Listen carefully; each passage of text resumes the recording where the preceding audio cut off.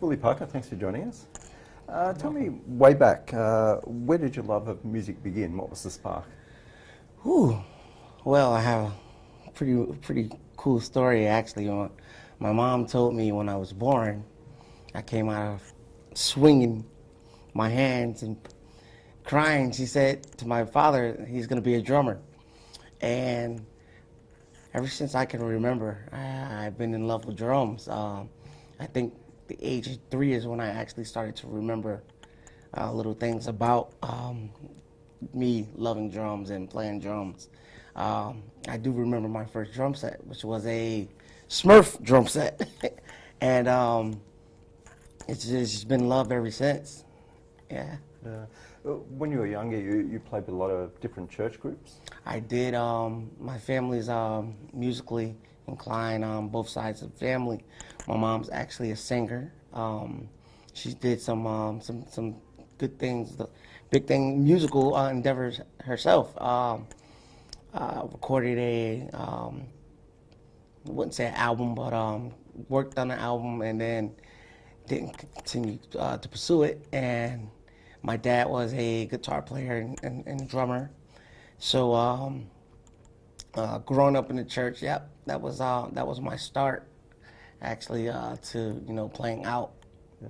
So how did that help, playing with different groups? I want to say I was about 10.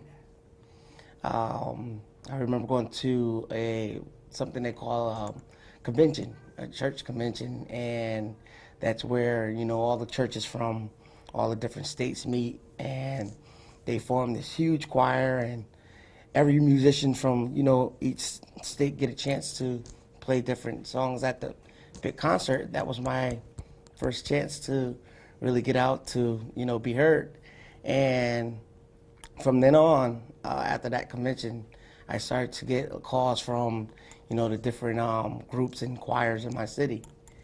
Mm-hmm. So once you knew you were going to play drums, who were your drummer heroes? Oh man, well, to be honest, growing up in Connecticut, we didn't get a chance to see a lot of the great drummers that that I know now. But let's see, growing up, some of my favorite musicians in my town, because I had to say my town, because it wasn't until much later that I found out about the guys who I love now. But coming up, there was a drummer, you guys may know him. His name is Big Mike Clemens. He's big on the R&B and on the gospel scene. He was the drummer for Israel and New Breed. He played drums for Mary J. Blige. He's Drew Hill, Usher, and then he was Israel. Oh, I said Israel's. And then he married Coco from SWV. So yes, Mike Clemens, and then of course Gerald Haywood, who was really big on the gospel scene out of Brooklyn, New York, and Jeff Davis were all guys that I actually had a chance to experience as a kid. Other than that, I didn't know about anyone until my preteens.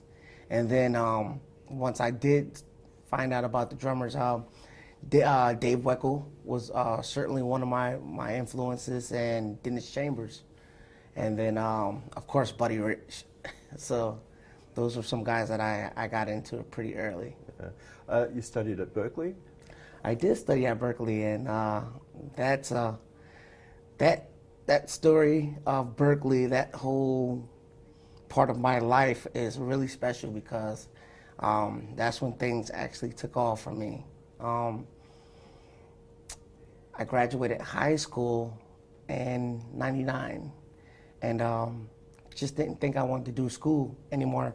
I was playing around town with a bunch of groups and traveling the state, different states with R&B legend Tremaine Hawkins at the time. And I thought that was good enough for me. And then I figured out that I had to get a regular job. And I'm good with my hands working with cars, so I started working at Jiffy Lube. And I think I was working at Jiffy Lube for almost 6 months. And this one day, something just hit me, and I I just went into a deep thought, and I'm saying to myself, I can't see myself doing this the rest of my life. And I had the thought of going to college. And I think I remember going home to my mom that day and saying, Mom, I want to go to school. And my mom kind of laughed. And she's like, you got to be kidding me. Like, it's almost 2 years. You graduated. Where are you going to go? And I said, well, I remember a school called Berklee College of Music that we talked about in high school. And I said, I don't know, maybe we can give it a shot. Maybe 2 or 3 days later, I came home from work again, and my mom said, I got you an audition at Berklee. And I was kind of excited, but then I was kind of afraid. I had a cousin of mine, Nate Clemens, who was a blind drummer who studied at Berklee and graduated from Berklee. And I gave him a call, and I asked him, I got an audition. What should I expect? And when he started to tell me things that I would, experience at the audition, I got a little nervous. Wasn't great at reading, and then I think he was talking about harmony and air training, some things that I wasn't good at, and I kind of felt like I was gonna walk away from taking that opportunity to go to the audition. And long story short, I went up to the audition. I ended up getting a full scholarship at the audition, and I think I moved. It was very quick. I remember I went home for a couple of days. We packed my stuff up. I went back to Berklee. I went there for a semester. I went there for 2 semesters. My second semester, I came home for winter break, and I think I was home for maybe a day or two when I received a phone call from my mentor, Mike Clemens, and he told me, he said, get on the train and go to New York right now. Those are exact words. And I'm like, where am I going? He's like, listen, I'm in rehearsal with Usher. They were actually rehearsing for the Usher 8701 tour, 2002. And he says to me, get on the train and go to New York to his audition. I'm going to text you the information. And that's, I had like a little two-way. He sent me the information. And I get to New York. There's a line wrapped around SIR Studios for this audition. And this guy comes up to me. He gives me this paperwork, and he says, fill this out. And it's pretty much asking me all these questions, what I've done. And I'm like, I can't fill any of this out, But then it says, where are you studying? And, so I fill out what I could.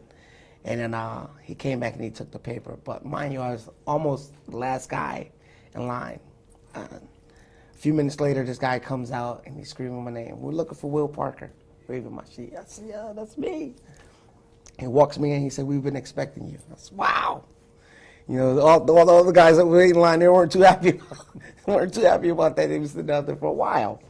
I walk into the audition, and they said, listen, we're going to play a couple of records for you, and we want you to play back to us what you hear.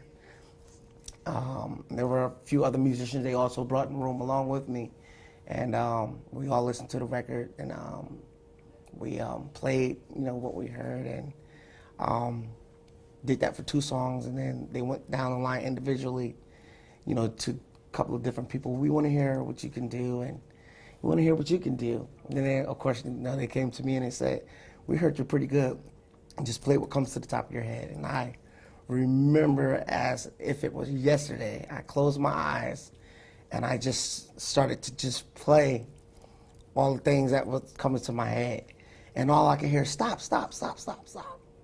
And I stopped and I was like, because I had my eyes closed and I was just going for it. And all I remember them saying, you are incredible.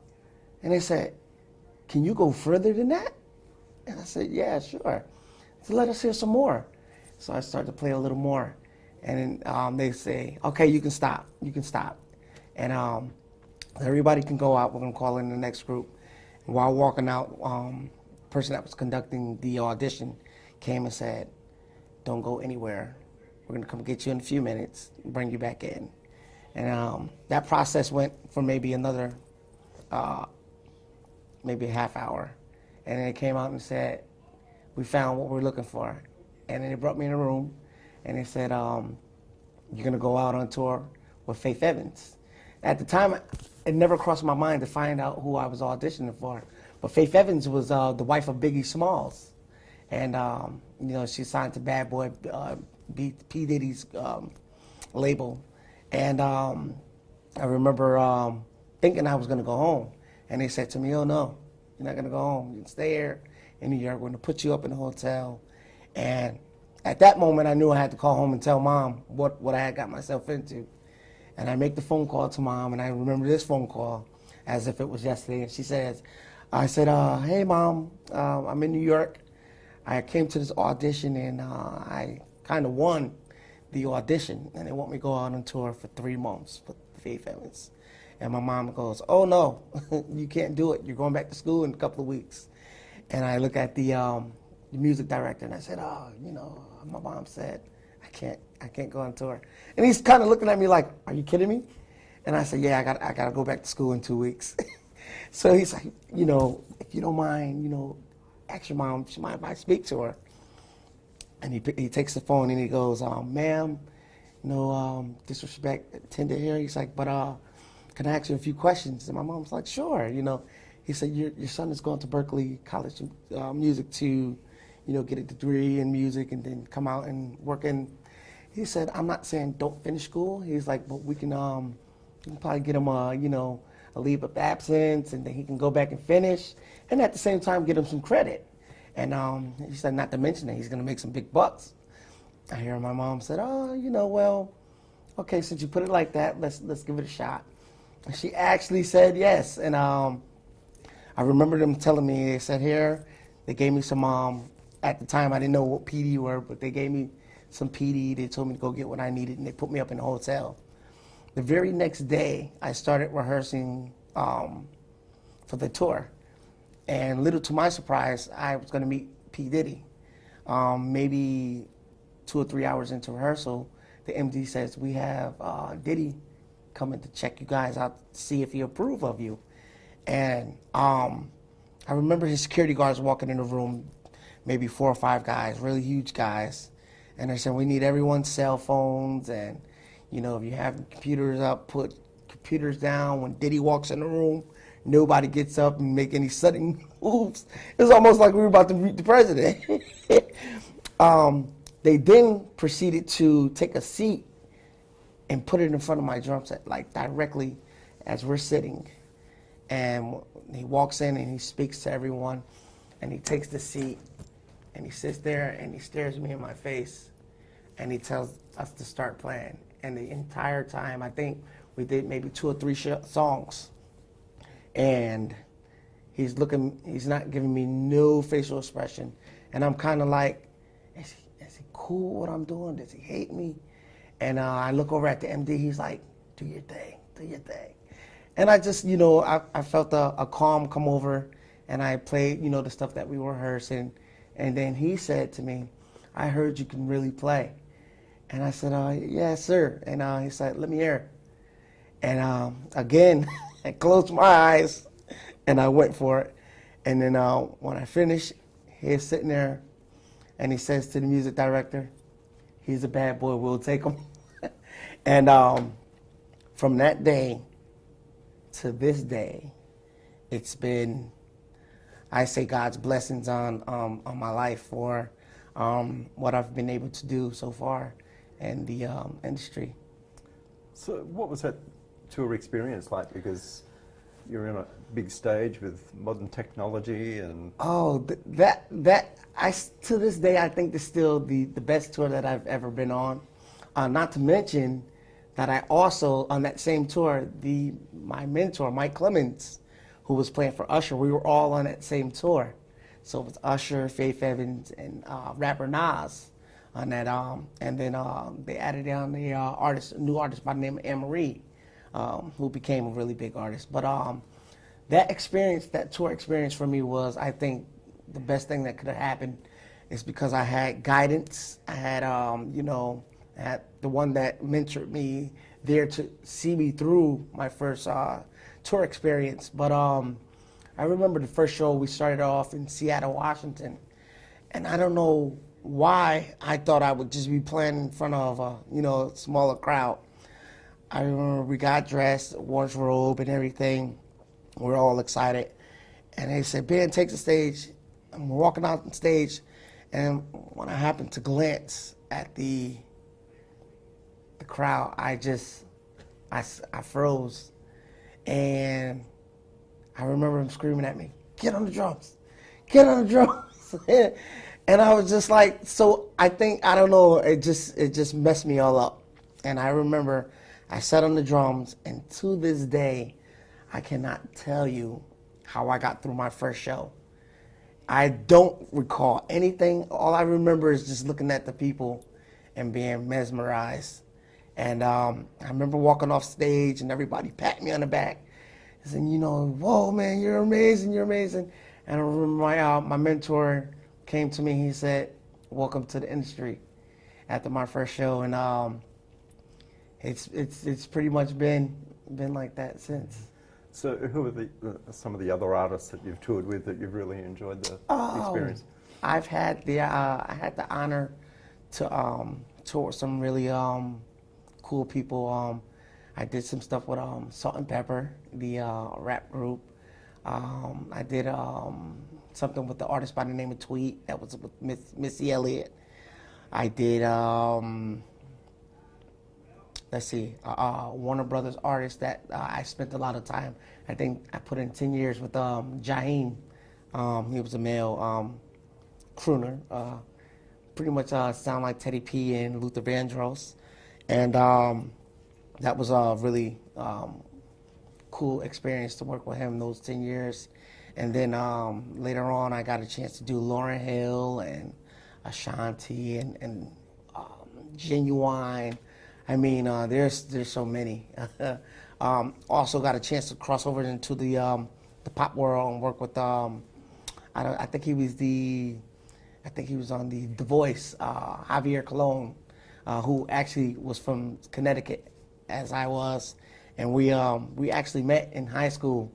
He went to my rival high school, but we ended up doing a play together that I played for, and he sung in. And when we met again, he said, I remember you. And then we started to, try to, find out where we knew each other from. And we found out that when we were younger, we did a play together. And he said to me, it's good to see you stuck with it and that you're doing it professionally now. So those are just a few artists that I've had the pleasure of working with. Yeah. Who gave you the nickname Bam Bam? Jaheim ended up giving me the name Bam Bam. The reason I got the name Bam Bam is it was a hairstyle that I was wearing. I grew my hair out and I had these little twists. And they were like, for some reason the twist wouldn't lay down. The twist would kind of like stick out. So what I would do is I would take a headband and I would put the headband on. And they said when I played, they said, man, it just looks like you're hammering. Like, it's like, yo, so he said, I know what I'm going to call. I'm going to call you Bam Bam. And when he said that, instantly everyone was like, yeah. And I swear, it's like, maybe like, the next day it seemed like they put out a memo. His name is Bam Bam, because everyone on the tour was like, hey, Bam Bam Bam. I'm like, wow, like this is really sticking. And it stuck. It worked. Tell me about some of the gear companies you've had relationships with over the years. Well, the first endorsement I remember having was on the Usher 8701 experience with Faith Evans. I remember we finished playing, I think we were in Phoenix somewhere, Arizona, and we finished the show and I went down to the dressing room and had a knock at the door. And I was one of the security guards, and he said, Will, there's somebody upstairs that they want to talk to you. And I said, okay. We were down in the dressing room playing video games or something. And I get a second knock, and he's like, Will, there's somebody upstairs that want to speak with you. And then I said, okay, I'm coming. And then at the same time, my mentor was calling me. He said, come up to the stage like right away. I said, okay, I'm coming. After the show, everything was... guys was loading up the gear, And little to my surprise was a rep, Joe Testa from Yamaha, who was there to see Mike. And, you know, Mike was playing a Yamaha kit. I was playing a DW kit at the time.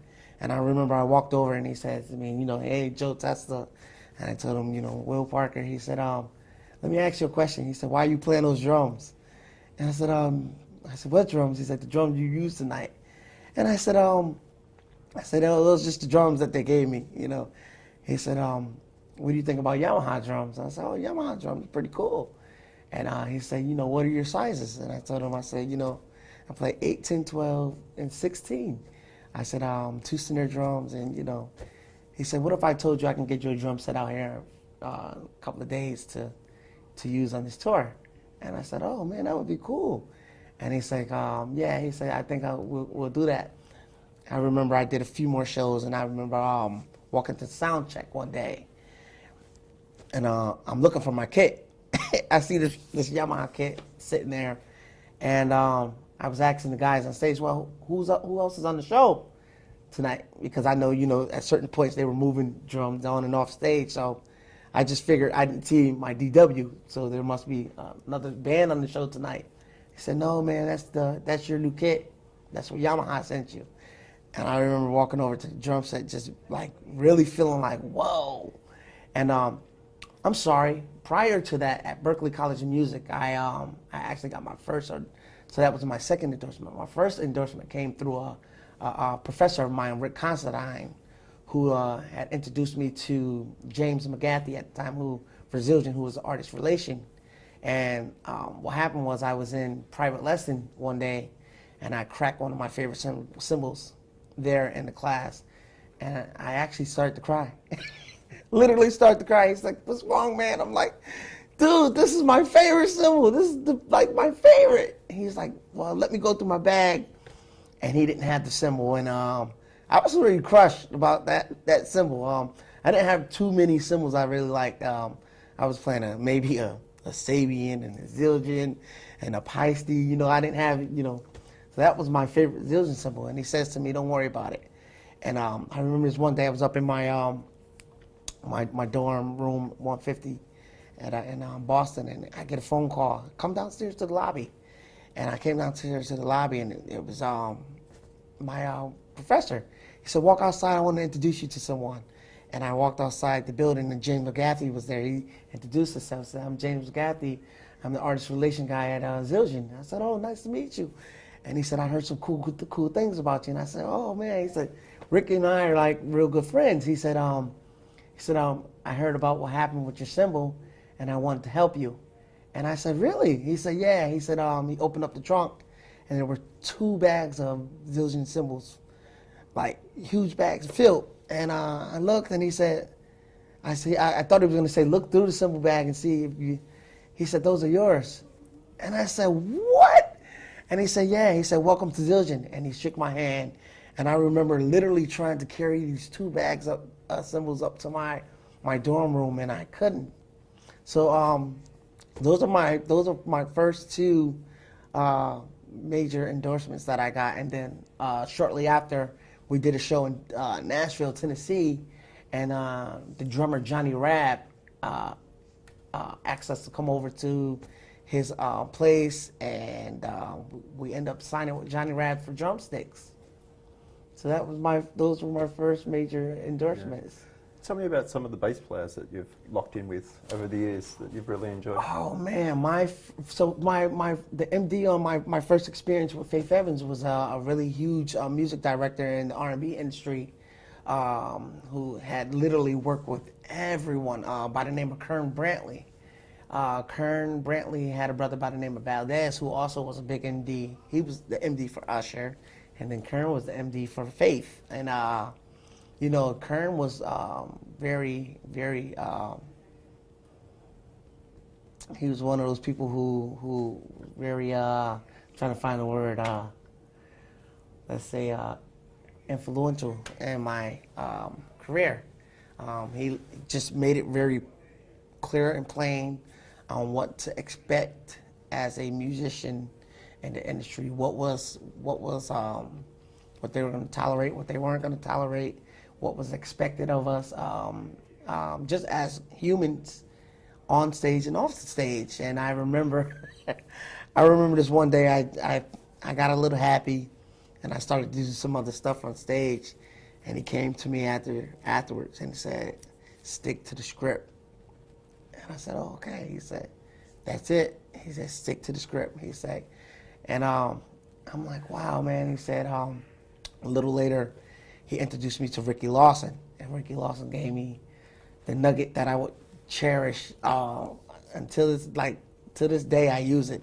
And he said to me, we're at Essence Festival, and he said to me, he said, "I'm going to tell you something. You want to work in this industry for a very long time, doing what you're doing." He said, "Keep a funky 2 and 4, and you'll always work." And that was all he said. And he said, you know, that's all I got to tell you. He said, you listen to that, you'll work a very long time. And I'm 15 years in now. What are you most proud of?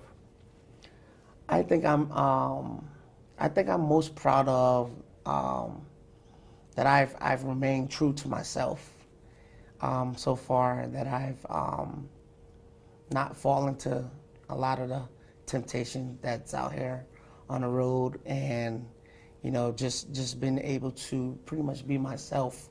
It's one of the things that I talk about in my workshops and my clinics, is that a lot of people don't see the side of behind the scene things that happen. You know, all my, you know, when I first did my first tour, all my friends wanted to, "Yo, man, what's up with the girls, man?" And I'm like, "Listen, it's true." They call them groupies, but it's like, "Hey, man, yeah, it's true. Like, I've seen some like crazy stuff." And I remember being sat down by Mike and Kern, and just really saying, you know, you have to really be headstrong out here in this industry, because there's no such thing as no in this industry. Whatever you're into, it's available to you. It's out there. And you know, I just my parents were preachers. I grew up in the church. I wasn't exposed to a lot, you know. So it was really a rush for me actually coming, you know, from where I had come from straight into the industry. But like I said, the blessings of God was with me. It's because I had these people here to protect me, and seeing and being taught what to do and what not to do. Even on like things like, you know, your PD. You don't spend your PD if you don't need to spend your PD. Put your PD up.